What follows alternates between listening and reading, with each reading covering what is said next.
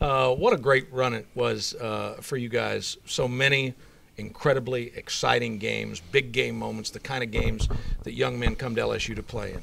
Yeah, we enjoyed the year. Certainly, we played 3 second-ranked teams. We carried the #1 tag for 11 straight weeks. It was we played 13 great games and didn't play our best and won. So any way you cut it, it's a pretty good, very strong season. No question. How has that that one game you talked about there at the end? How's that been for you in the off season? I know you just go forward. Yeah, I think our team understands that when you win the West.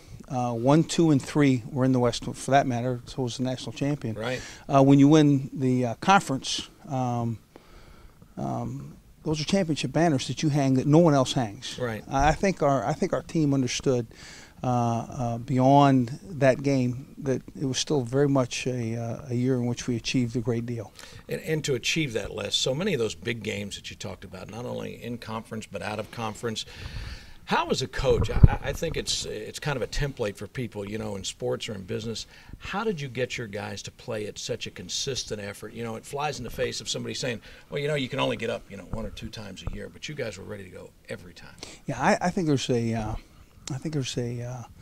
excitement with playing a nationally ranked team that brings an energy to the game. And I think our team has that. I think they realize that there's another level that they have to hit, and I think that they look forward to it. What do you think the strength of this year's team will be as we continue talking about your squad? I think we're going to be very good on defense. I think our offense is going to be better. I like the way that Mettenberger, my quarterbacks, approach the spring. I think there's great chemistry in the passing game. We can run it. Our offensive line's veteran. I think our specialists are all back. Our return game's all back. Let's see if we can better that last year's record. Les, one of the things you'll be talking about this week is scheduling. Obviously, a lot of talk about the Bowl Championship Series and +1 4-game playoff.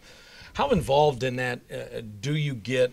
Where do you think the conference is right now, and where do you think we'll eventually land nationally with all that? I think we get informed more to the pulse of the nation in these meetings. Slive will tell us kind of where the barometer is on BCS playoffs. Obviously, everybody wants to some extent some style of playoff. Again, to review, I don't think that there's been a missed step by the BCS system as it is today. I agree. I mean, you tell me we play a playoff, the same 2 teams playing the national championship as played last year. Right. So, that being said, yeah, I think there's a want for more games. I think they have to include the bowl system. I think certainly they have to take into account that there's an education being had by the players that are playing in these games. And I don't believe that you can just ramrod a playoff system in there without regard to those 2 factors. That being said, it's not as easy as it sounds.